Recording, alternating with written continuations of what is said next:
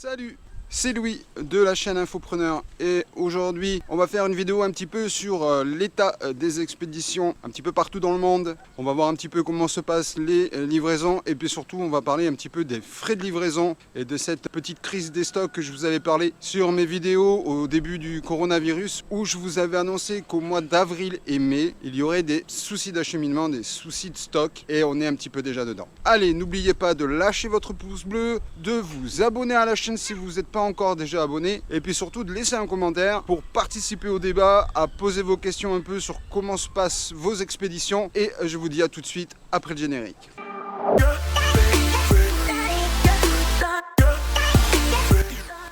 Comme je te l'ai expliqué en introduction de cet épisode, je vais te parler un petit peu de l'explosion des tarifs de frais de port, puisque il y a des jours, ça arrive qu'il y ait des jours où les prix prennent jusqu'à 10%, ce qui fut le cas hier. Alors comment je procède pour mes frais de livraison par exemple avec les différents entrepôts dans lesquels j'ai mes colis qui attendent de partir?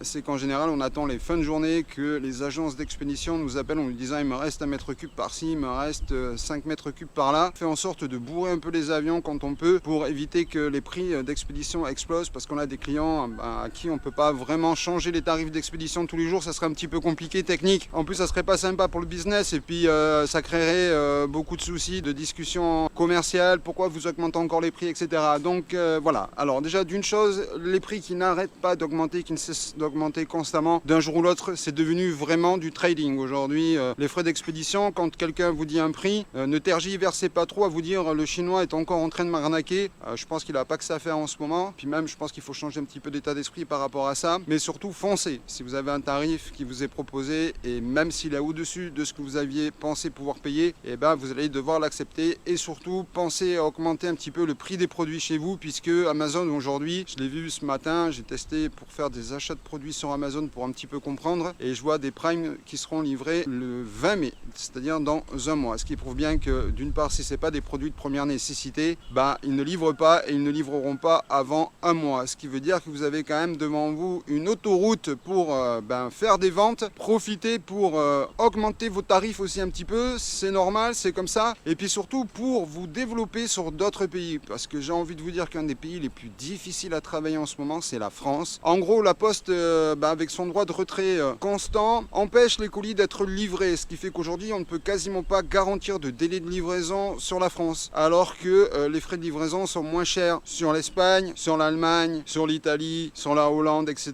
Et les délais de livraison peuvent être garantis. Donc profitez-en pour vous lancer sur des nouveaux pays. Continuez à vendre en France, mais lancez-vous sur des nouveaux pays. Voilà, sinon les livraisons fonctionnent à peu près correctement. Le plus difficile, c'est de faire sortir les produits depuis les quais. Parce que comme je vous dis, si vous acceptez d'envoyer des produits le matin, il se peut que des fois le matin, le prix du kilo soit presque 20% au-dessus du prix le soir à 20h, 21h. Donc on a dû aménager nos horaires avec les équipiers locaux en Chine sur mes plateformes pour que finalement j'ai une équipe qui bosse le matin et puis une équipe qui soit là un peu le soir pour entre guillemets faire du trading. Donc je vous invite à faire la même chose, à vérifier un petit peu les délais de livraison, à être disponible, à discuter avec vos différents agents, fournisseurs, si possible prévenir vos clients d'acheter maintenant parce que les prix vont encore augmenter. Voilà, allez, c'était pas une vidéo super marrante, elle va pas durer très longtemps parce que c'est pas la peine de trop s'étaler, je vous le dis par contre, allez-y, ouvrez d'autres pays, profitez-en et puis surtout n'hésitez pas à augmenter le prix des produits parce que concrètement même si vous voyez de la concurrence qui a des prix moins chers que vous, est-ce qu'au moins ils arrivent à livrer? Voilà, donc entre promettre des prix aux clients et ne pas pouvoir livrer, il y a un écart, donc faites ce que vous avez à faire, n'hésitez pas à avancer, c'est ça aussi la loi du marché, c'est ça le business, il faut savoir s'adapter au moment et aux différentes époques, aux différentes périodes que l'on peut vivre et en ce moment je sais que c'est pas vraiment la joie un petit peu partout dans le monde. Allez, c'était Louis de la chaîne Infopreneur,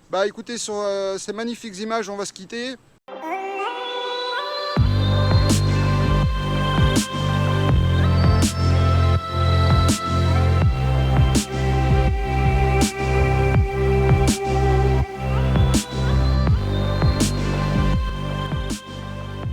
On va se quitter, je vous envoie du rêve, parce qu'il faut continuer à rêver, parce que pour réaliser nos rêves dans notre vie, il faut toujours avancer. Allez, c'était Louis de la chaîne Infopreneur et je vous adore. Ciao, bye bye.